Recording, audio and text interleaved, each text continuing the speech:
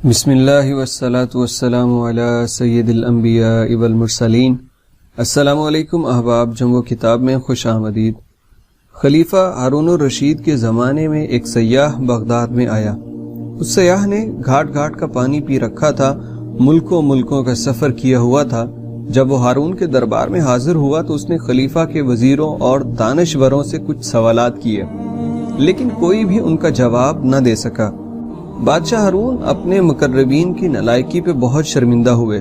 سیاح کو رخصت کیا تو اپنے وزیروں اور مشیروں پہ غصہ ہو کے کہا کہ تم سب لوگ میرے لیے باعث شرمندگی ہو۔ آج اس سیاح نے تم سب کو عاجز کر دیا۔ یوں معلوم ہوتا ہے کہ تم اس کے مقابلے میں سکول کے کوئی بچے ہو۔ درباریوں کے سر شرم سے جھک گئے، کسی کے پاس اپنی صفائی میں کہنے کو کچھ بھی نہیں تھا۔ اسی دوران ہارون کا غصہ مزید شدت اختیار کر گیا اور کہا کہ کل اس سیاح کو دوبارہ دربار میں طلب کیا جائے، اور اگر کل تم لوگوں نے اس کے سوالوں کے جواب نہ دیے تو میں تم سب لوگوں کی دولت اس سیاح کو دے دوں گا۔ ہارون نے دربار کو برخاست کر دیا۔ درباریوں میں تو کھلبلی مچ گئی، ان کی پریشانی کا کوئی ٹھکانہ نہیں تھا۔ وہ سب ایک جگہ جمع ہو کے سوچنے لگے کہ بادشاہ کے غصے سے کیسے بچا جا سکتا ہے۔ آخر ایک شخص کو یاد آیا اور خوشی سے بولا، دوستو، اس مشکل کو حل کرنے کے لیے ہمارے پاس بہلول جو موجود ہے، مجھے یقین ہے کہ وہ سیاح کو لاجواب ضرور کر دے گا اور اس کے سارے سوالوں کے جواب ضرور دے گا۔ باقی سب لوگوں کی بھی جان میں جان آئی اور سب مل کر بہلول کے پاس پہنچے اور اسے سارا ماجرا سنا دیا۔ بہلول رحمت اللہ علیہ نے انہیں تسلی دی اور کہا کہ میں کل دربار میں ضرور آؤں گا۔ اگلے روز دربار آراستہ ہوا۔ وزیر، امیر، مشیر سب کرسیوں پہ بیٹھ گئے۔ ہارون بھی اپنے تخت پہ بیٹھ چکا تھا۔ سیاح کو بھی ایک کرسی پیش کر دی گئی۔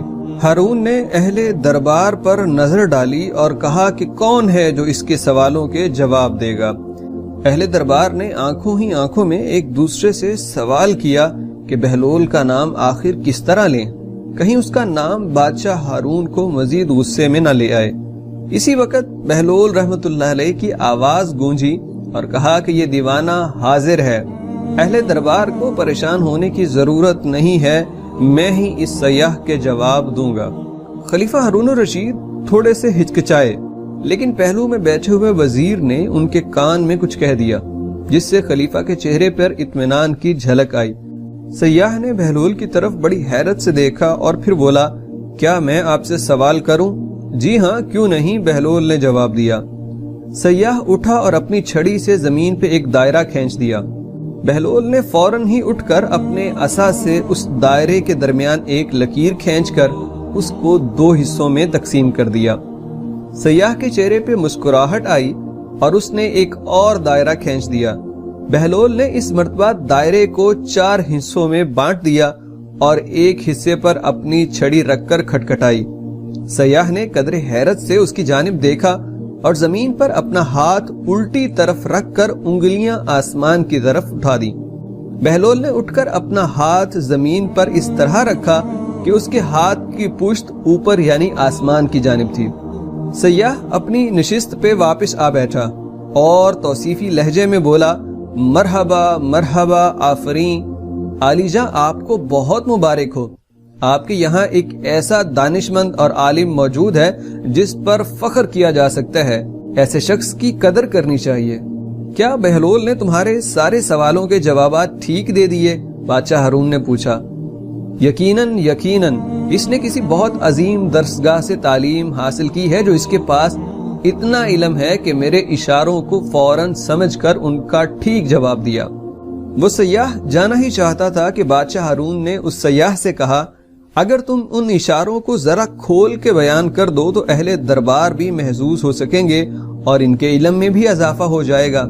سیاح نے کہا، کیوں نہیں۔ اس کے بعد وہ سیاح بولا کہ آپ نے دیکھا کہ میں نے زمین پہ ایک دائرہ کھینچا، اس دائرے سے میرا مقصد زمین کا کرہ دکھانا تھا۔ آپ کے عالم فوراً سمجھ گئے اور اس نے دائرے کے 2 برابر حصے کر کے مجھے ظاہر کر دیا کہ زمین گول ہونے پہ یقین رکھتا ہوں اور اس کے اسرار و رموز سے بھی واقف ہوں۔ پھر اس نے ایک سیدھی لکیر کھینچی جس سے زمین کو شمالی اور جنوبی کرے میں بانٹ دیا۔ پھر آپ نے دیکھا کہ اس نے ایک اور دائرہ کھینچا.